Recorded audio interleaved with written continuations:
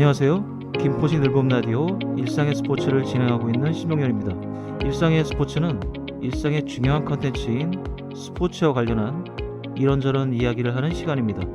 이번 시간에는 최근 베트남 축구 국가대표 감독직에서 물러난 박항서 감독의 도전, 그 과정과 의미를 살펴보는 시간을 가지도록 하겠습니다.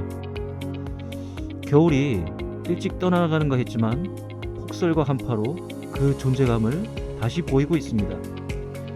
1월 소환과 대한, 그리고 설 연휴가 지나면 봄 느낌을 만날 수 있을 것이라는 기대도 잠시 접어야겠습니다. 변화무쌍한 날씨는 계절의 변화를 예측하기 어렵게 하기 때문입니다. 올겨울에도 세계 곳곳에서 이상기후 현상을 보이고 있습니다. 한창 추워야 할 유럽은 이상 고온으로 유례없이 따뜻한 겨울을 보내고 있습니다. 이에 우크라이나 러시아 전쟁 여파 속에 러시아 천연가스 공급 부족으로 힘든 겨울을 보낼 수 있다는 우려도 사라졌습니다. 또 한편에서는 온화한 겨울을 보냈던 지역에 한파가 찾아와 사람들을 힘들게 하기도 합니다. 겨울과 거리가 먼 미국 텍사스 지역의 한파는 이전에 볼 수 없는 일이었습니다. 이런 이상기후는 사람들의 일상을 달라지게 하고 있습니다. 가끔 뜻하지 않게 도움을 받기도 하지만 계절의 변화가 흐트러진다는 건 삶 자체를 흔드는 일입니다. 이런 이상기후를 막기 위한 노력이 필요한 이유입니다. 이상기후, 기후위기의 걱정 한편에서 늦은 나이에 자신의 힘으로 인생의 흐름을 바꾼 한 인물의 이야기를 시작하려 합니다. 한국에서 베트남은 1970년대 우리 국군이 참전한 월남전, 경직된 공산주의, 최근에는 대표적인 동남아시아 관광지, 조금 더 들어가면 중국에 이은 새로운 생산기지 등의 이미지로 다가옵니다. 최근에 많은 여행객들이 베트남을 다녀오면서 마음의 거리가 가까워졌지만 베트남에 대한 이미지는 후진국 또는 공산주의 국가, 뭔가 우리와 다른 세상이라는 느낌이 여전히 강합니다. 하지만 베트남은 청년 인구 비율이 매우 높고 발전 가능성이 풍부한 나라입니다. 실제 베트남은 신흥공업국으로 나라 이미지를 변화시키고 있습니다. 또한 다양한 관광지가 곳곳에 자리한 관광국가로도 자리하고 있습니다. 이런 베트남과 우리의 거리를 더 가깝게 한 인물의 여정이 최근 마무리됐습니다. 2017년부터 베트남 남자 축구 국가대표팀 감독을 역임했던 박항서 감독이 계약 종료와 함께 그 직을 내려놓았기 때문입니다. 박항서 감독의 베트남은 2022 아세안 축구연맹 챔피언십 결승 2차전에서 홈팀 태국에 0대1로 패했습니다. 홈에서 열린 1차전에서 2대2 무승부로 경기를 마쳤던 베트남은 1, 2차전 합계 2대3으로 아쉽게 태국에 우승을 내주고 말았습니다. 베트남은 임기 마지막 경기를 하는 박항서 감독의 겨울전을 우승으로 장식하며 그를 떠나보내려 했지만 홈에서는 브라질도 고전한다는 안방 불패의 팀 태국의 벽을 넘지 못했습니다. 하지만 베트남 국민들은 박항서 감독이 감독으로 재임하면서 이룬 성과에 큰 박수를 보내며 그와 작별하려 하고 있습니다. 이미 결승 1차전에서 베트남 축구 팬들은 대형 현수막을 통해 박항서 감독에 대한 고마움을 표시하기도 했습니다. 박항서 감독의 베트남 행과 그곳에서의 성과는 한편의 드라마였습니다. 박항서 감독은 한국 프로축구 리그 초창기 멤버로 활약했고 1989년부터 지도자 생활을 시작해 줄곧 K리그에서 이력을 쌓았습니다. 그는 선수 시절 170cm가 채 안 되는 키에 왜소한 체격으로 축구 선수로는 부족한 피지컬이었지만 뛰어난 기동력과 투지 넘치는 미드필더로 활약했습니다. 지도자로서 박항서 감독은 단연간 코치 경력을 쌓았고 특히 2002 한일 월드컵에서는 히딩크 감독을 보좌하는 코치로 일했습니다. 박항서 감독은 히딩크 감독을 포함한 다수의 외국인 코치진과 스텝, 선수들 사이에 가교 역할을 충실히 하며 4강 신화에 보이지 않게 큰 역할을 했습니다. 2002 한일 월드컵 4강의 성과는 박항서 감독의 지도자 생활에 날개를 달아줄 것으로 기대됐습니다.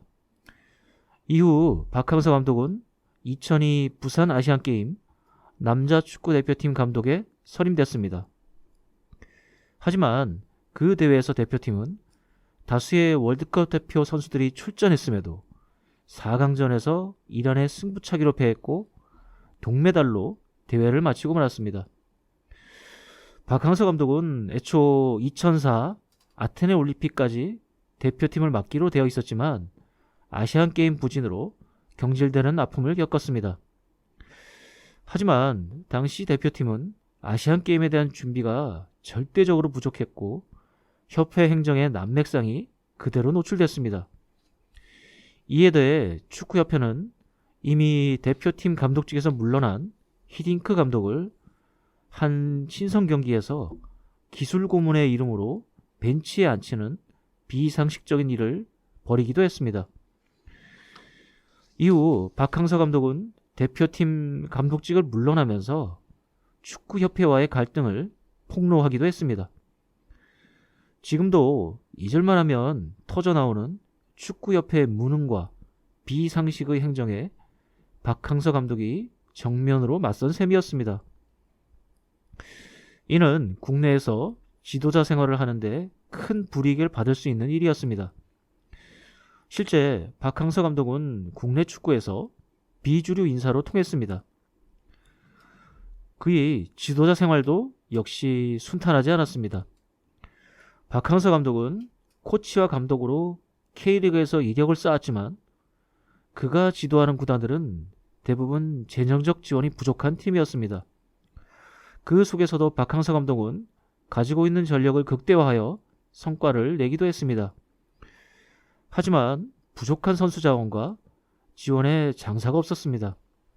박항서 감독은 번번이 성적 부진으로 경질되는 아픔을 겪었습니다. 박항서 감독의 프로축구 지도자로서의 경력은 2015년 상주 상무에서 더는 이어지지 못했고 야인 생활을 거쳐 현재 K3 리그 구단인 창원시청 시민구단에서 다시 이어졌습니다. 하지만 그마저도 여의치 않았고 그의 지도자 이력도 멈출 위기에 놓였습니다. 이런 박항서 감독에게 베트남 감독직은 새로운 기회였습니다. 60살을 넘어서는 나이에 박항서 감독은 세계 축구에서 먼 변방이라 할 수 있는 동남아시아로 눈길을 돌렸고 베테랑 감독직 제안을 수락하며 큰 도전에 나섰습니다. 특별한 연고도 없고 낯선 땅에서 박항서 감독은 적응에 상당한 어려움이 생길 수 있었습니다. 하지만 박항서 감독은 빠르게 베트남 축구 대표팀을 장악하며 팀을 새롭게 만들었습니다. 박항서 감독의 베트남 행에 대해 국내 축구 팬들은 이제 지도자로서 더는 이역을 이어가기 힘든 그의 궁여지책이라는 시선도 많았고 베트남 현지에서도 그의 지도력에 대한 의문이 컸습니다. 베트남은 이전까지 유럽 또는 일본인 지도자에게 대표팀을 맡겨왔습니다. 하지만 계속되는 부진에 변화를 모색했고 박항서 감독과 인연이 닿았습니다. 박항서 감독은 베트남 선수들의 성향과 능력을 빠르게 파악했고 선수들의 특성에 맞는 전술을 개발해 활용했습니다. 박항서 감독은 동남아시아 축구 선수들에게 있었던 기술이 부족하고 체력이 약하다는 편견을 반박했습니다. 오히려 베트남 선수들이 상당한 잠재력을 가지고 있고 그에 맞는 전술과 전략 부재가 부진의 원인이었다는 진단을 내렸습니다. 박항서 감독은 이전까지 베트남 대표팀에서 사용하던 4백 수비 전술을 버리고 3백으로 변화를 꾀했습니다. 그러면서 3백 수비 전술에서 보통 기용되는 강한 피지컬의 수비수 대신 발재간이 좋고 빌드업 능력이 뛰어난 선수로 수비수를 기용했습니다. 대신 대인바 능력과 강력한 체력을 가진 수비수 출신을 중앙 미드필드에 기용하며 두터운 수비벽을 구축하게 했습니다. 또한 양쪽 풀백들이 수비에 적극 가담하게 하는 전술을 사용했습니다. 이에 베트남 대표팀의 전술은 5-4-1 형태로 재편됐고, 이를 통해 베트남 축구는 안정된 수비를 바탕으로 빠른 역습을 하는 실리 축구로 변모했습니다. 이에 대해 박항서 감독은 선수들의 식단을 고영양식으로 바꾸고 선수들의 부상 등 몸 상태를 세심하게 관리하며 선수단을 관리했습니다. 그러면서 강력한 훈련으로 팀을 단련했습니다. 베트남 남자 축구 대표팀은 빠르게 성과를 만들었습니다.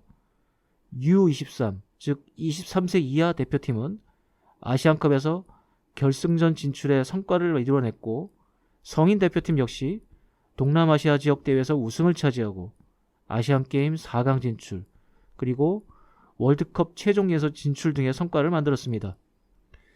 그 과정에서 그들보다 한 수 위 전력이라 평가받았던 동남아시아 축구의 맹주 태국, 국경을 맞댄 중국과의 대결에서 승리하며 베트남 국민들을 열광시켰습니다. 박항서 감독의 성공에 베트남 국민들은 그를 영웅으로 칭송했습니다. 베트남 축구 국가대표팀에 대한 현지 기업들의 후원이 이어졌고, 박항서 감독 또한 베트남에서 최고 인기 스타로 자리했습니다. 그의 활약은 국내에서도 큰 화제가 됐습니다.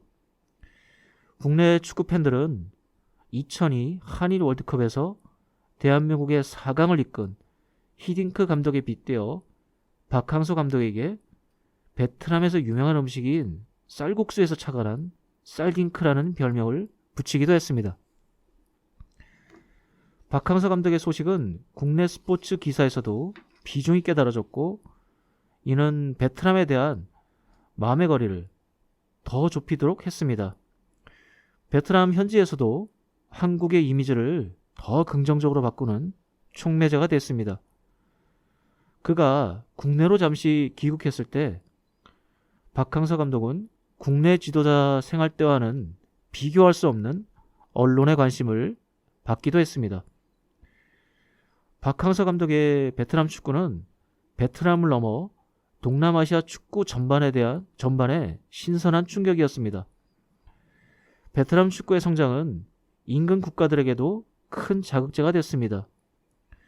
지역 축구의 최강자였지만 동남아시아 강자에만 머물렀던 태국은 물론이고 인도네시아, 말레이시아에서도 축구에 대한 관심을 더 커지게 했습니다. 동남아시아 축구는 한때 아시아 축구에서 상당한 영향력을 발휘하기도 했지만 한국과 일본, 그리고 중동 축구의 수준이 크게 높아지면서 아시아 축구에서도 2류 국가로 추락했습니다. 프로축구 리그가 활성화되지 못했고 선수들의 해외 진출도 원활하지 않았습니다. 이에 축구 수준을 높일 수 없었습니다. 외국인 지도자를 영입하기도 했지만 그들만의 리그에 안주하는 모습이었습니다. 하지만 박항서 감독이 베트남 축구를 빠르게 발전시키고 아시아에서도 그 존재감을 높이면서 동남아시아 축구에 대한 국내외 인식도 달라졌습니다. 베트남 축구의 선전은 해당 국가 선수들의 해외 진출을 촉진시키는 계기가 되었습니다.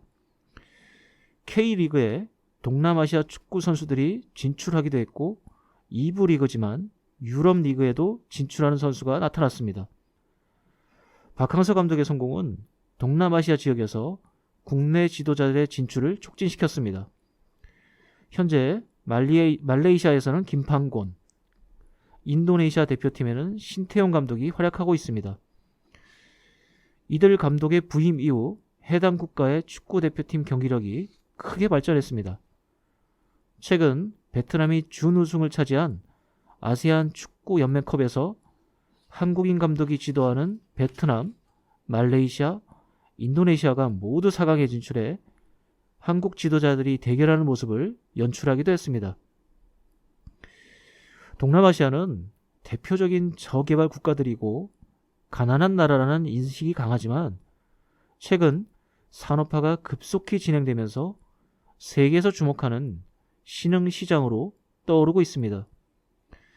이에 동남아시아 지역에 다수의 다국적 기업들이 진출하고 우리나라 기업들도 동남아시아 시장에 대한 비중을 높이고 있습니다. 특히 한국에 대한 이미지는 K-팝을 포함한 K-문화의 세계화 속에 동남아시아 지역에서 긍정적 분위기가 형성되어 있습니다. 박항서 감독의 활약은 축구 감독 그 이상의 의미가 있습니다. 그는 스포츠가 가진 순기능을 입증했고 나이를 잊은 그의 도전 정신과 성공의 스토리 역시 주목해야 합니다. 2023년 그의 베트남에서의 여정은 끝났지만 축구 지도자로서의 여정까지 끝난 건 아닙니다. 앞으로 그의 또 다른 스토리를 기대해 봅니다. 오늘 이 시간에는 박항서 감독의 성공 스토리를 다시 한번 따라가 보는 시간을 가졌습니다. 지금까지 김포시 늘봄 라디오 일상의 스포츠 심정렬이었습니다. 재미있고 알찬 내용으로 다시 찾아뵙겠습니다. 함께 해주셔서 감사합니다.